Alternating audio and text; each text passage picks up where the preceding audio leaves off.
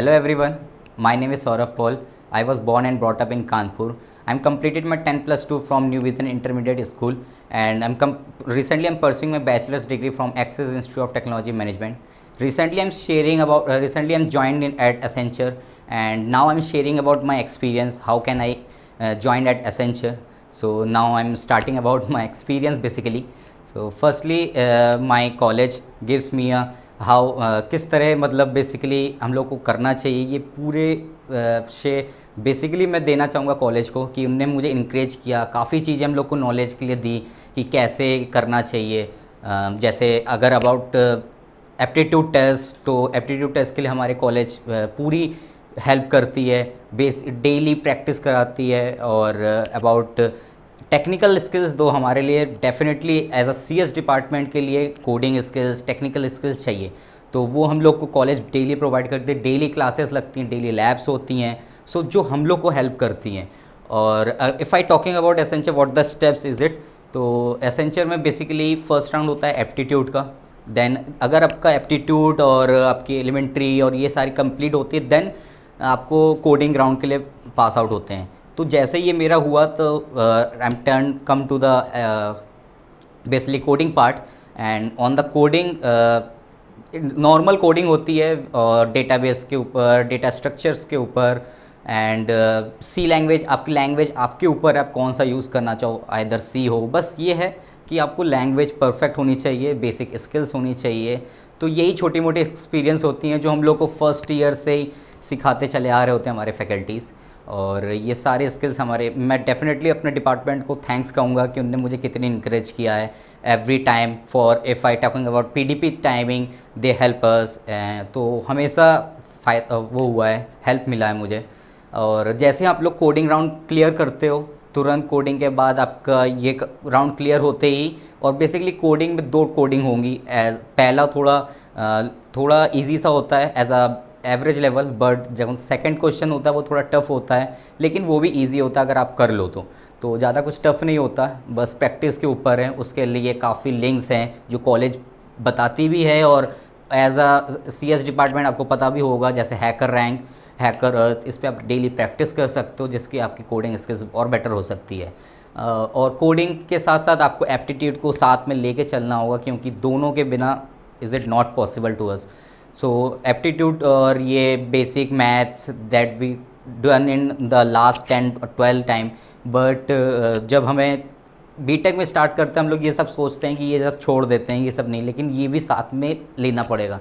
तो एप्टीट्यूड के लिए हमारे कॉलेज हम लोग को प्रोवाइड करती है, काफ़ी साइट्स बताती हैं कि इस पे करो, जैसे प्रेप इंस्टा हो गया, जैसे इंडिया बेस हो गया, इन सब में डेली टू डेली प्रैक्टिस करिए तो आपका डेफिनेटली आपको ईजी लगेगा। और देन उसके बाद जब ये कोडिंग और ये राउंड क्लियर हो जाएगा, आपको कुछ दिन के बाद एक मेल आ जाएगी जिस पे लिखा होगा कि आपको कम्युनिकेशन टेस्ट देना होगा। कम्युनिकेशन टेस्ट डेफिनेटली एलिमिनेशन नहीं था, लेकिन कोडिंग राउंड और aptitude round fully elimination round. So जैसे ही कम्युनिकेशन राउंड आता है तो उसमें एलिमिनेशन नहीं है, but it is good for you कि आप जितना अच्छा करोगे उतना जल्दी आपको इंटरव्यू का कॉल आएगा। तो कम्युनिकेशन राउंड बेसिकली 1 हफ्ते के अंदर या 3 से 4 दिन के अंदर आ जाता है, और ये उनका पूरा शेड्यूल पहले से दिया हुआ होता है कि इस डे से इस डे करेंगे। तो ये कंप्लीट होते ही आपको कम्युनिकेशन के बाद 2 से 3 दिन के बाद स्लॉट डेट के लिए आपके पास मेल आएगी कि क्या कौन से डे को आपको इंटरव्यू देना है। तो जैसे आप इंटरव्यू डेट सेलेक्ट करोगे उस दिन आपका डेट होगा। इंटरव्यू में बेसिक टेक्निकल राउंड भी होती है, साथ में एचआर राउंड भी होता है। टेक्निकल राउंड बेसिक चीज़ ही पूछते हैं वो लोग, ज़्यादा टफ नहीं पूछते हैं। एज अ ईजी आप जो फर्स्ट ईयर सेकेंड ईयर में जो पढ़ते आ रहे हो आपसे वही पूछेगा, लाइक डीबीएमएस से रिलेटेड पूछेगा, डेटा स्ट्रक्चर से पूछेगा, बेसिक लैंग्वेज आपके क्या हैं। और I am placed at Accenture, तो एसेंचर का बेसिक मोटिव प्रोजेक्ट्स पे होता है। तो आपसे पूछा जाएगा कि आपने लास्ट 4 ईयर्स में कितने प्रोजेक्ट्स बनाए हैं, क्या क्या बनाए हैं, कोई न्यू टेक्नोलॉजीज़ आपने पढ़ी है कि नहीं पढ़ी है। अगर आपको पता है लेटेस्ट टेक्नोलॉजीज़ कौन सी है, कमिंग टेक्नोलॉजीज़ कौन सी होने वाली है, तो ये छोटी मोटी नॉलेज थोड़ी रखनी पड़ेगी। बेसिकली यही चीज़ें एसेंचर ध्यान देती है। और आपके प्रोजेक्ट का पहला क्वेश्चन मेरे से ये पूछा गया था कि आपका प्रोजेक्ट क्या है। सो मैंने अपना 2 प्रोजेक्ट मैंने जो बनाया था तो वो बताया था। एक जो मैंने खुद अपने सेल्फ स्टडी के लिए बनाया था, और दूसरा जो मैंने एक टीम वर्क के साथ बनाया था। As a team work we always know that Accenture or either any MNCs, they want to work with as a team lead. So they really observe about that you are the having the skills of team leading or not. So one तो आपको हमेशा team work के साथ कोई ना कोई एक project definitely उनको बताना है कि या आपने टीम वर्क के साथ एक काम किया है, क्या रोल था आपका, कितना आपने काम किया है, कितना आपके फ्रेंड्स ने काम किया, ये सारी नॉलेज होनी चाहिए। ये नहीं कि बस किया है, अब नहीं ये बताओगे तो आप वो बता सकते हैं कि नहीं आपने कुछ नहीं किया। सो ये हमेशा ये याद रखना है कि जो भी आपने नॉलेज रखा है वो परफेक्ट हो। और बाकी तो इंटरव्यू उतना टफ नहीं होता है एसेंचर का, बस ये है आपसे बेसिक नॉलेज पूछेगा, लाइक एरे, थोड़े छोटे मोटे चीज़ें जैसे क्या है आपके नॉलेज के अंदर कि डेटा स्ट्रक्चर्स में आपको एरे वगैरह, लिंक लिस्ट वगैरह आता है कि नहीं, सम बेसिक क्वेश्चंस। और एचआर क्वेश्चंस ज़्यादा टफ नहीं होते हैं, बस एक ट्रिकी क्वेश्चंस होते हैं जो पूछ लेते हैं कि आप उनको ये चेक करना होता है बेसिकली कि आप कोलैबोरेट कर सकते हो कि नहीं उनके ऑर्गेनाइजेशन के साथ। अगर वो कोई ऐसा टफ कॉल्स लेने को कह दे तो देन आप क्या करोगे। तो मेरे से क्वेश्चन पूछा गया था कि आपका टफ कॉल्स अगर आपको कभी लिया है आपने, तो फिर मैंने बताया था yes sir, when I was working at internship, during internship मुझे थोड़ा सा टफ लग रहा था क्योंकि along with the academics and internship को चलाना था। तो ये बेसिकली मेरे समर के वेकेशंस में नहीं हुआ था, ऑन टाइम ऑफ जब क्लासेस चल रही थी तब था। तो बेसिकली उस टाइम था, तो वो मैंने उनको बताया था, पूरा डिस्क्राइब किया था कि मैंने उसको किस तरह दोनों को मर्ज करके एक साथ काम किया था। तो ये सारी चीज़ें वो बेसिकली पूछते हैं ताकि वो जान सके कि आपने क्या क्या किया है।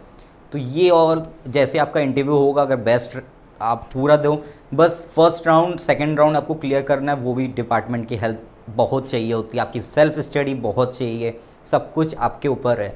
कंपनीज डेली आती हैं, हर कंपनी में आती हैं, आप बस ये ध्यान रखना कि लाइक एसेंचर हो गया, कोग्निजेंट हो गया, कैपजेमिनी हो गई, टीसीएस हो गई, इन सब का एक करियर पोर्टल होता है। आप वहाँ पे रजिस्टर रखो, आपके पास डेली मेल्स आएंगी, डेली अपडेट्स आएंगे, वो मैसेज तक करते हैं। तो ये चीज़ें बस याद रखना है करियर्स में। और अपने डिपार्टमेंट से मुझे बहुत हेल्प मिली है, लाइक पीडीपी से लेके, पीडीपी ने हम लोगों को कितना कुछ बताया कि किस तरह बात करनी चाहिए, किस तरह खड़े होना चाहिए, किस तरह सामने इंटरव्यूअर को फेस करना चाहिए, कैसे ग्रुप डिस्कशन करना चाहिए, ये सारी चीज़ें हम लोग को बताया है। तो ये सारी चीज़ें इन्वॉल्व होकर हम लोग को हेल्प करती। कहीं ना कहीं हम लोग पहले स्टार्टिंग में नहीं उतना सीरियस होते थे, फिर लास्ट में जब पता कि नहीं ये अब है, सीरियस है, अब एक करियर ऑब्जेक्टिव देखना है, तो ये चीज़ें थोड़े मेंटेन रखना होगा। फर्स्ट ईयर से ही हम लोग को ये सारी चीज़ें सिखाई जाती हैं एक्सेस कॉलेज में। और मुझे यही चीज़ एक्सेस कॉलेज में ज़्यादा अच्छी लगती हैं कि वो स्टार्टिंग से ही हम लोग को एप्टीट्यूड, पीडीपी, इन सब चीज़ों में पहले रखते हैं ताकि हम लोग कोडिंग स्किल्स के साथ साथ इन सब को भी कोलैबोरेट करते हुए चलते रहें। तो that's all about my experience about the Accenture. And अगर हम थैंक्स बोलना होगा तो मैं डेफिनेटली अपने कॉलेज, अपने डिपार्टमेंट, अपने पीडीपी फैकल्टीज़, अपने एप्टीट्यूड फैकल्टीज़, अपने कोडिंग फैकल्टीज़, अपनी ट्रेनिंग फैकल्टीज़ और जितने भी उन्होंने अपने सोर्सेज प्रोवाइड किए हैं, जो भी किया है, अपने डिपार्टमेंट, अपने डायरेक्टर, अपने पूरे कॉलेज को थैंक्स कहना चाहूँगा। For that's why I am placed at Accenture. Thank you.